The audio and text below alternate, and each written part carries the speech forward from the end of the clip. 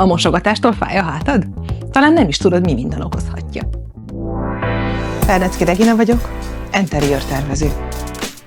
A lakberendezésben az ergonómia írja le azokat a szabályokat, melyek pontosan meghatározzák, hogy a mozgáskultúránkhoz illeszkedő egészséges mozdulatsorok és az anatómiánk tökéletes összhangban legyen a bútorok adottságaival. Itt a méretek igenis nagyon sokat számítanak. A konyhapult magasságánál például nagyon fontos, hogy 88 és 92 cm között legyen. Ha a munkapult magasságához hasonló magasságban van elhelyezve a sütő, nem nagyon kell majd hajlongani sütés közben. Párhuzamosan futó konyháknál a főbútoregység és a konyhasziget közötti távolság legalább 110 cm legyen, de a 120 a legjobb.